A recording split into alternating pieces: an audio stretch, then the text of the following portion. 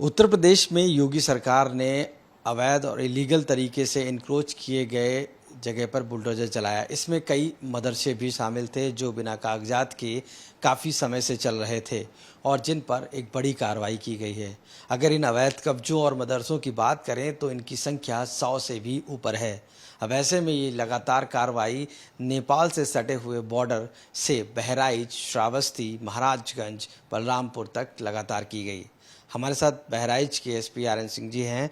Sir, जिस तरीके से ये कार्रवाइयाँ हुई हैं, ये कितनी बड़ी कार्रवाइयाँ हैं और सरकार का किस तरीके से इंस्ट्रक्शन है और क्या-क्या कार्रवाइयाँ हैं? हमारे जनपद की बहराइच जनपद की 110 किलोमीटर की सीमा नेपाल अंतर्राष्ट्रीय सीमा है, नेपाल राष्ट्र से मिलती है। और इस सीमावर्ती क्षेत्रों में 0 से 15 किलोमीटर तक का हमारे साथ एसएसबी उसके निगरानी पे रहती है। एसएसबी, पुलिस और जनपद प्रशासन के तीनों के संयुक्त अभियान में हम लोगों ने कई अवैध अतिक्रमणों को चिन्हित किया और जिसमें से कि 89 अतिक्रमण हटाए गए हैं।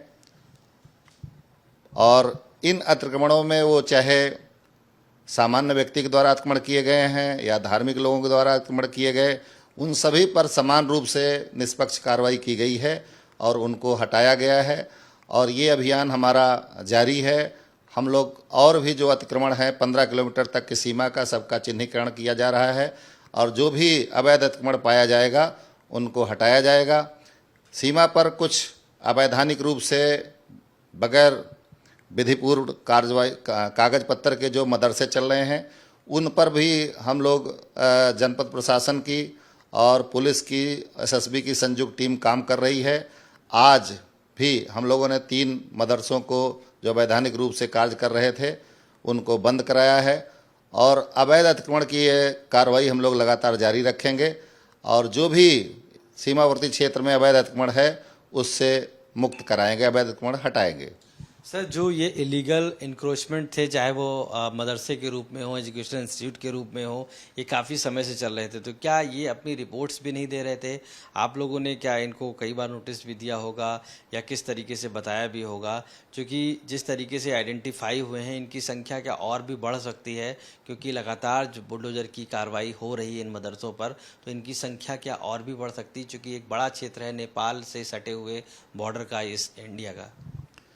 देखिए, जो सीमावर्ती क्षेत्र है उसमें भारत सरकार के स्पष्ट निर्देश हैं और उत्तर प्रदेश सरकार के हम लोगों का स्पष्ट निर्देश हैं। जो भी अवैध अतिक्रमण होगा वो उनको 100% उनको हटाया जाएगा और जिससे कि जो अवैध गतिविधियों में लिप्त हैं सीमावर्ती हमारे जनपद के उस इलाके में, उनके विरुद्ध भी हम लोग, चाहे वो किसी प्रकार का अपराध करते हों, किसी भी प्रकार से अवैध गतिविधियों सम्मिलित हों, उनके सबके विरुद्ध जो है वो हम लोग कड़ी कार्रवाई करेंगे।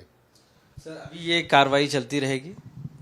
ये कार्रवाई अनवरत चलती रहेगी क्योंकि अभी हम लोग जो है चिन्हीकरण की भी साथ साथ कार्रवाइयाँ चल रही हैं और 0 से लेकर के 15 किलोमीटर की सीमा रेखा में जो भी इस प्रकार के गतिविधियाँ पाई जाएंगी सबके विरुद्ध हम लोग जो है वो कार्रवाई, कड़ी कार्रवाई करेंगे। सर, एक सवाल है, बुलडोजर के अलावा क्या आप लोग इस बारे में भी इन्वेस्टिगेट कर रहे हैं कि जो फंडिंग हो रही है वो कहीं बॉर्डर पार से तो नहीं हो रही है, या इस तरीके से इनको बढ़ाने के लिए, इनको निर्माण कराने के लिए, इनको और ज़्यादा बल देने के लिए? जो इस सीमावर्ती क्षेत्रों में जो रजिस्ट्रियाँ हो रही हैं, जो ज़मीन की खरीद फरोख्त हो रही है, जो लोग ऐसे हैं जो अचानक जिन पे देखा जा रहा है कि उन पे आर्थिक समृद्धि बढ़ रही है, उन सभी को संदिग्ध मानते हुए इनकी सूची बनाई जा रही है और इनके विरुद्ध आयकर विभाग से और बैंक के तमाम अथॉरिटी से लेकर के छानबीन की कार्रवाई कर रहे हैं। और निश्चित तौर से यदि कोई इसमें अवैधानिक रूप से बिना निर्धारित स्रोतों से आय के कोई अगर आदमी उसमें संपत्ति पाई जाएगी तो उसके विरुद्ध हम लोग नियमानुसार कार्रवाई करेंगे। धन्यवाद सर बात करने के लिए। तो एसपी बहराइच आर.एन. सिंह जी साफ तौर से माना है कि सरकार एक बड़ी कार्रवाई कर रही है जिसमें पुलिस और प्रशासन मिलकर, फिर चाहे वो एजुकेशनल इंस्टीट्यूट हों, मदरसे हों, इलीगल एक्टिविटीज़ में अगर पाए जा रहे हैं, लीगल लैंड उन्होंने एक्वायर किया है तो उन पर एक बड़ी कार्रवाई बुलडोजर के तहत की जा रही है। अकेले बहराइच में ही 89 ऐसे जगह हैं जहां पर ये कार्रवाई की गई है और पूरे इस क्षेत्र में, फिर चाहे वो बहराइच हो, श्रावस्ती, बलरामपुर से लेकर सैकड़ों की तादाद में इंक्रोचमेंट और मदरसों पर योगी सरकार का बुलडोजर चलाया गया है। हम इस समय भगवानपुर गांव में मौजूद हैं और यहाँ पर हमारे साथ संचालक भी मदरसे के मौजूद हैं। ये बताइए भाई साहब, क्या नाम है आपका? हमारा तो नाम रफ़ीक अहमद, लेकिन रफीक जी, ये बताइए कि जो मदरसा है ये कितने समय से चल रहा होगा लगभग? ये 20 साल से चल रहा है मदरसा। हाँ, आज से थोड़ा चल रहा है। लेकिन अचानक से उसको सील कर दिया गया, क्या वजह? उनको कहते हैं 15 किलोमीटर तक का है, मतलब है जो है इसको जो है सरकार से नियम है का बॉर्डर से जाता है तो उसको 15 किलोमीटर बॉर्डर से जितना है वो सब सील कर देंगे। तो न पूछ न जाँच कि मैं कहाँ है कहाँ नहीं है। अब ये तो सुन में आवा कि जैसे आप लोग आए देखा तो मैं कहा से अब जैसे मोबाइल में आवा है तो 4-5 जिला दिखावा कि बॉर्डर जाता है, सीमा से लगे हुए जिला बहराइच है, सरवस्ती है, लखीमपुर खीरी है, सिद्धार्थनगर, ये सब बताओ थे कि सब जो है। जो आपका क्लास चल रहा है उसमें क्या कह रहे हैं बुलडोजर चलाने के बाद? हाँ, तो बुलडोजर कहीं ना कहीं जो खाली जो जिसमें ताला नहीं लगा खुला है वो कहीं ना, अगर इसमें भी बच्चों को पढ़ाएंगे तो जो चला देंगे बुलडोजर, इसको ला के गिरा देंगे। तो आप लोग ये क्या सरकार ये कह रही कागज नहीं दिखाए, उन्होंने कागज नहीं उनके पास, ऐसा है क्या? न कागज न पागज, कोई कागज मांगे थे न देखा थे, न नोटिस न पोटिस न कागज देखे थे कि कहाँ है कहाँ नहीं है। भाई कोई है, चलो ठीक है, कोई ग्राम समाज भवन बना हो तो रिकॉर्ड तो उनके पास है, जबकि किसी के निजी खाते में जमीन है तो उसी बात अलग है। ग्राम समाज में हो तो बुलडोजर चलाओ, चाहे ताला लगाओ, जाओ मन हो तो करो, वो तो ग्राम समाज में है। लेकिन ग्राम समाज में जो चीज़ नहीं है, प्राइवेट है, प्राइवेट स्कूल, प्राइवेट जगह ये है तो बड़को है। जब आप लोग उनसे कहा कि भाई ये हमारा अपनी जगह, जब आपसे उन्होंने ये कहा कि किस तरीके से, आपने उनसे कहा होगा ना? कुछ नहीं, हम रहबे नहीं के, हम रहबे नहीं के, हम बाहर चले गए हम। लेकिन ये सुना है, जो सुना है वो बात हम बता रहे हैं। आप लोग क्या चाहते हैं वैसे, क्या होना चाहिए? अब क्या होना है, अब खुद आप जानो कि क्या होना चाहिए। अब सरासर गलत है। जो हमारी निजी ज़मीन है और हम लोग निजी उसको चला रहे हैं, जो है सब गांव से जो चंदा गेहूं धान फसल होती है उस फसल से इकट्ठा करके जिसको जो होता देता है, उसी से तनख्वाह चलता है, उसी बच्चों पढ़ाते हैं। आप लोग गवर्नमेंट से पैसा नहीं लेते हैं? गवर्नमेंट से मिलता है, एक पैसा नहीं मिलता है।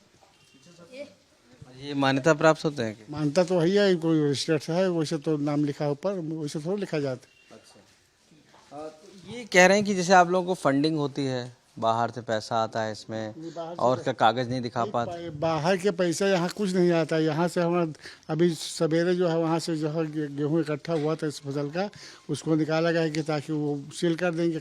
कल मालूम हो रहा है कि ऐसे सील कर दें, तो उसको गला सुबह निकाल लिया गया है कि सील कर दें तो गला बेकार हुई उसमें। अब गेहूँ धान ये दो फसल होती है, दोनों की सोली होती है, उसी तनख्वाह चलता है। बाहर से पैसा नहीं, बाहर से 1 रुपया नहीं आता है हमारे मदरसे में। देखिए, साफ तौर से जो यहाँ के संचालक हैं उनका मानना है कि कोई भी डॉक्यूमेंट चेक नहीं किया और उसके बावजूद सील कर दिया गया, और बाहर से जो फंड आने की बात है वो सरासर कहीं ना कहीं इनके मुताबिक गलत है। और ऐसे में प्रशासन पूरी तरीके से, जो बॉर्डर पे स्थित जितने भी मदरसे ऐसे हैं जो लीगल तरीके से चल रहे थे, उनका मानना है कि उन सभी को सील करके बुलडोजर की कार्रवाई की जा रही है। श्रावस्ती से कैमरा पर्सन गौरव गुप्ता के साथ आशीष श्रीवास्तव, आज तक।